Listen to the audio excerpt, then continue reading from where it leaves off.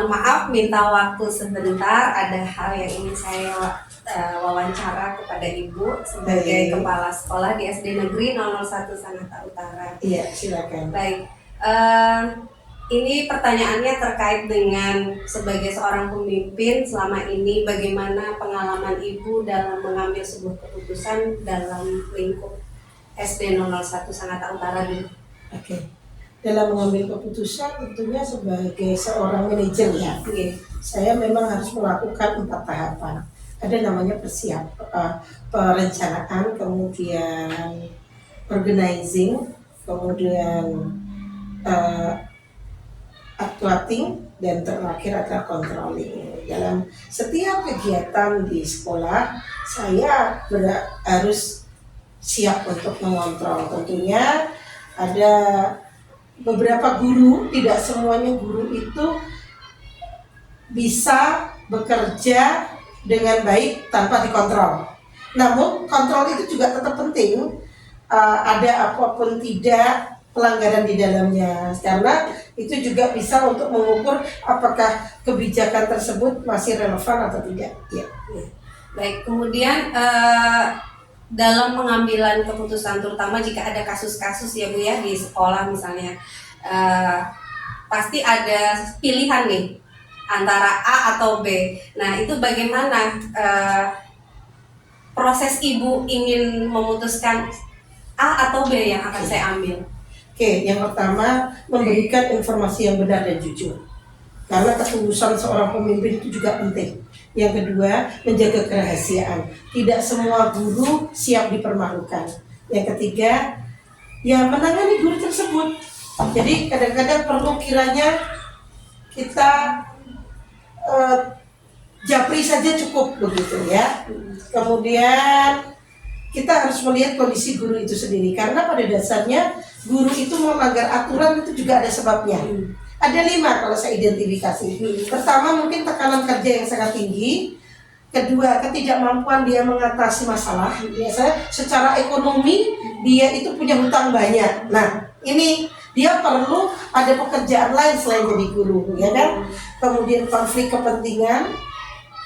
Yang keempat tadi kebutuhan finansial, dan kelima kemungkinan lingkungan kerja juga tidak mendukung, rekan-rekan yang toksik menurut dia, padahal belum tentu rekan-rekannya toksik. Jadi semua ini perlu difikirkan yang dalam oleh seorang kepala sekolah sehingga keputusannya itu bisa tepat, dan gurunya itu yang tadinya melakukan pelanggaran menjadi guru-guru yang kembali bisa produktif dan sesuai bidangnya, kompeten gitu. Baik. Kemudian ini Bu, kira-kira ada faktor lain nggak yang Ibu butuhkan dalam pengambilan keputusan, misalnya dukungan dari guru-guru atau seperti apa? Oh, sangat perlu. Iya, yang seperti saya katakan tadi, bahwa ada kalanya kita itu menegur tidak pakai kita. Kita perlu orang lain atau pihak ketiga untuk menjembatani. Kan tujuannya supaya guru itu lebih baik kan? Karena seperti apapun lingkungan kerja ini perlu dibangun sedemikian rupa sehingga aman dan nyaman. Nah, kalau kita berkonflik terus dengan guru tersebut, nanti tidak efektif, berarti kepala sekolahnya juga tidak dewasa. Kemudian ketika upaya tadi sudah Ibu lakukan, kemudian pernahkah ketika sekali sudah melakukan upaya terus gagal, kemudian Ibu mencari cara lain lagi misalnya? Iya, itu beberapa kali memang seperti itu. Salah satunya saya harus melihat kembali, apakah aturan itu layak. Kemudian kalau saya bilang, apakah guru itu cocok dengan solusi yang saya berikan tadi? Ada kalanya tidak cocok, begitu. Ada namanya karakteristik juga guru itu. Nah, kita juga harus memperhatikan itu semua. Kalau kita memilih sebagai pemimpin yang demokratis. Nah, ada kan tipe-tipe pemimpin, ada yang otoriter, ada yang demokratis. Nah, harapannya ketika pemimpin demokratis, itu guru juga akan melihat sehingga menjadi role model. Oh, nanti kalau saya jadi pemimpin saya juga akan demokratis. Ya kalau belum berhasil ya bisa dicoba lagi. Ya sama dengan kita di siswa di kelas itu kan, tidak serta-merta kita masuk di dalam semuanya akan baik, tidak, tetapi itu ada namanya proses begitu. Baik, Bu. Jadi dari semua yang sudah Ibu sampaikan, kesimpulan apa yang kira-kira bisa Ibu sampaikan kepada saya, terutama sebagai seorang pemimpin, itu bijaksananya bagaimana? Ya, pertama kita harus bijaksana karena ada kalanya masalah seseorang itu tentu akan berbeda karena tadi ada latar belakang, ada nilai budaya, ada kepentingan segala macam. Kita tidak tahu, kita harus saling mendukung dengan teman-teman, dengan anak buah, dengan rekan semua jadi satu sistem. Nah, penting untuk berkomunikasi. Jadi ada namanya komunikasi, rasa hormat ini perlu dibangun. Makanya kadang-kadang perlu kita family gathering itu agar tetap menjalin kekompakan. Walaupun tentunya saya yakin kok di dalam hati setiap manusia itu tahu kok baik buruk, benar salah tahu. Nah, mungkin ada masalah lain yang mungkin perlu dipecahkan. Seorang pemimpin harus bisa diajak berbicara. Itu saja yang saya sampaikan. Baik, Bu. Terima kasih banyak atas waktunya, Ibu. Banyak pengalaman yang sudah Ibu sampaikan kepada saya. Terima kasih, Bu. Assalamualaikum warahmatullahi wabarakatuh. Waalaikumsalam warahmatullahi wabarakatuh.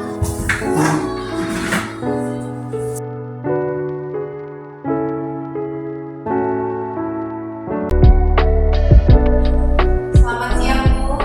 Siang. Iya, mohon maaf nih saya mengganggu.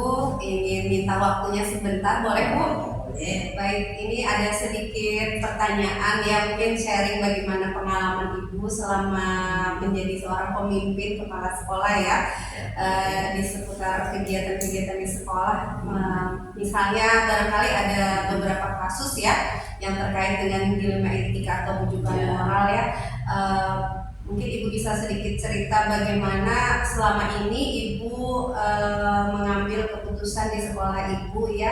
Mungkin ada kasus apa yang bisa Ibu bagi kepada kami? Oh, kasus-kasus sih banyak ya. Jadi namanya sekolah, jadi bukan cuma satu orang, jadi ada puluhan anak bahkan ratusan anak yang dengan kasus yang berbeda-beda. Nah, kasus-kasusnya itu terkait anak yang misalnya mungkin anak terlambat atau anak ini kadang ini dari kelengkapan untuk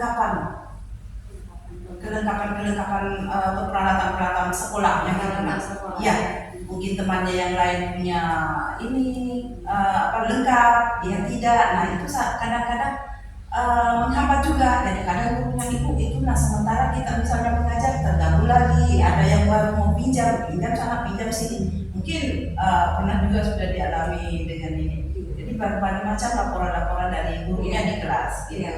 Baik. Kemudian kalau misalnya ada sedikit sebuah kasus atau permasalahan yang membuat Ibu harus memutuskan yang mana nih yang Ibu pilih, misalnya ada permasalahan apa Bu terkait misalnya permasalahan internal sekolah mengenai operasional sekolah atau mungkin tentang murid, ada mungkin yang bisa Ibu bagi kepada kami? Kalau misalnya mengenai operasional sekolah ya misalnya,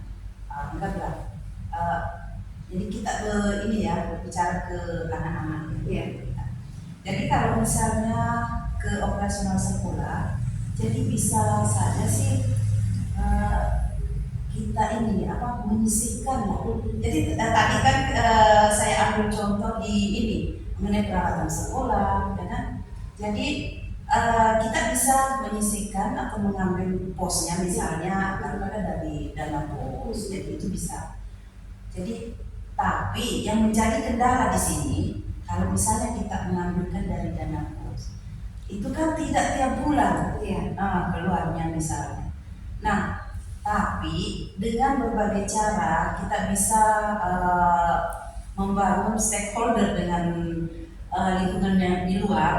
Contohnya gini, kita kerjasama dengan toko, ya toko apa, toko buku atau toko ya perlengkapan anak-anak sekolah lah.